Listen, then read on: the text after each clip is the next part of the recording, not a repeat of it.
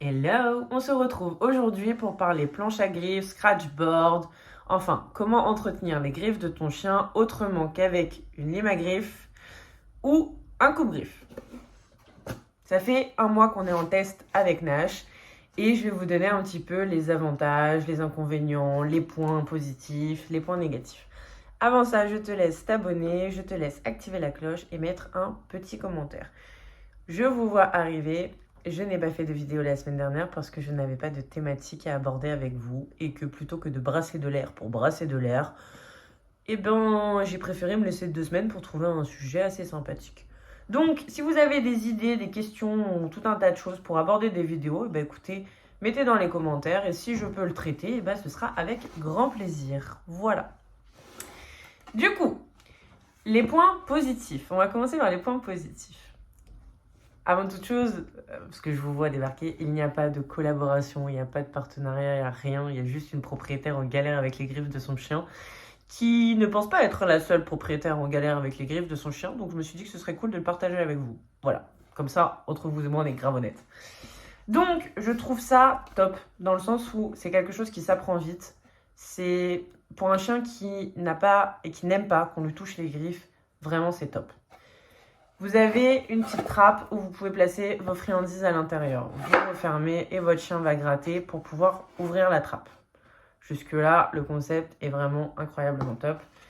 Vous avez des antidérapants derrière, mais je dois vous dire que je ne comprends pas bien l'utilité des antidérapants, comme la planche doit toujours être inclinée pour éviter d'abîmer les coussinets et pour avoir la bonne inclinaison pour pouvoir faire les griffes. Donc bon, ça c'est mon petit côté tatillon à regarder les détails. Mais dans l'ensemble, vraiment, je trouve top.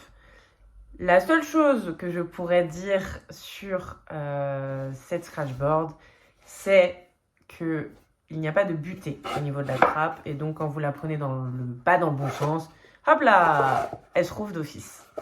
Donc il m'est déjà arrivé de ne pas la prendre dans le bon sens et que les friandises tombent et que, enfin bref... Vous connaissez ou pas, on a un petit peu ce côté Pierre Richard ici. Donc c'est la première chose. La deuxième des choses est que le revêtement pour Nash n'est pas assez efficace. Je pense que pour un petit chien, moyen chien ou une griffe qui a juste besoin d'un petit entretien léger, on est bien. Mais moi en l'occurrence, je suis sur un chien qui ne supporte plus qu'on lui touche les griffes à la suite de sa convalescence et de ses problèmes de santé. C'est un autre débat qu'on évoquera peut-être un jour. Donc... on est sur de la bonne griffe bien coriace qui est bien là depuis un bon moment et bien voilà. Donc ça a fait quelque chose. Je vais pas vous dire que ça n'a rien fait. Ça a fait quelque chose, mais pour le besoin que j'en ai, clairement ça n'a pas été assez efficace. Donc ce que je vais faire moi, c'est que je vais faire sauter le revêtement là qu'il y a dessus et je vais en mettre un petit peu un peu plus efficace. Parce que sinon on n'est pas sorti de la berge, hein, moi je vous le dis. Donc voilà, sinon qu'est-ce que je peux vous dire d'autre?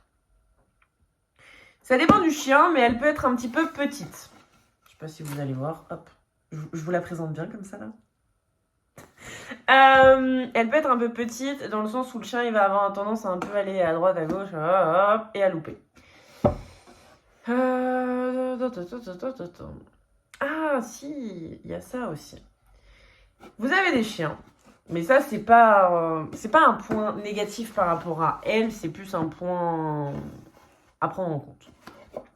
Vous avez des chiens qui vont uniquement mettre, attendez, hop, les griffes avant dessus et gratter comme ça. Donc toutes celles qui sont là ne vont pas être usées et ne vont pas être limées correctement sur la planche. Dans ce genre de moment, je vous conseille de voir pour... Attendez, je vous sors tout, parce que là, je suis en train de réfléchir à comment vous expliquer alors que j'ai tout sous la main. Donc, vous me laissez 3 secondes, je reviens et je vous sors tout. Et comme ça, en même temps, vous allez voir comment faire une maison et tout ça. Ah, ça sera plus simple. Hop là. Mais voilà, parce que bon, essayez de vous expliquer des choses alors que j'ai tout sous la main. Le mieux, c'est de vous montrer, hein.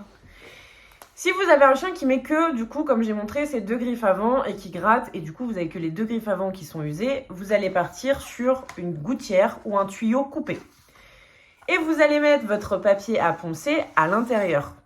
Et comme ça, en fait, le chien, quand il va gratter, je ne sais pas si vous voyez, quand il va gratter, Et bien du coup, toutes les griffes vont être prises en compte et du coup, ça va faire toutes les griffes. Je n'ai pas encore monté celle-ci et ni l'autre parce que je trouve pas de papier à poncer assez grand pour pouvoir faire ce que je veux. Et comme je suis extrêmement perfectionniste, l'histoire peut être longue. Donc pareil, si vous savez où je peux en trouver, je prends et je note.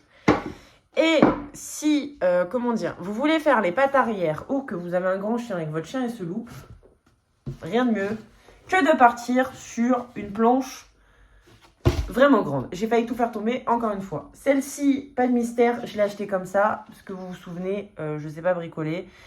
J'ai 2 mains gauches, donc ici on fait simple, on fait efficace. Donc c'est un panneau OSB de 800 par 400 par 9 mm, Leroy Merlin. Mais vous pouvez trouver ça absolument partout.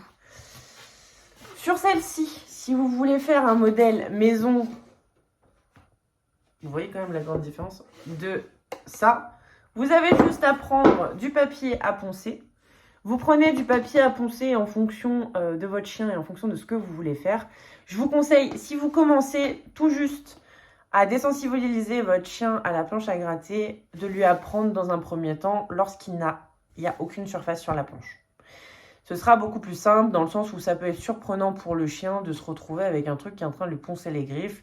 Bref, ça dépend de chaque sensation. Je sais que moi, perso, sur nage, ça n'a posé aucun problème. Donc, commencez pas de grammage, petit grammage, et après, on part sur plus intense. Bref, vous prenez votre papier à poncer et éventuellement, vous prenez du scotch, hop, et vous avez une planche à gratter. Bien entendu, vous pouvez faire un petit peu plus sophistiqué et tout ça. Mais là, on part vraiment sur du simple, sur du efficace et pour des personnes qui ne bricolent pas et qui n'ont pas envie de se casser la tête. Voilà, après, toi, si tu as envie de mettre des couleurs, des machins, tu te débrouilles. Voilà, hein, je crois qu'on a fait le tour. On a fait une petite vidéo aujourd'hui sympathique pour faire le point sur tout ça. Si vous avez des questions, si vous avez tout un tas de choses, écoutez, c'est avec grand plaisir. Et si j'ai des idées, on se retrouve la semaine prochaine pour évoquer tout plein de choses. Prenez soin de vous et puis bonne semaine. Bon week-end avant quand même!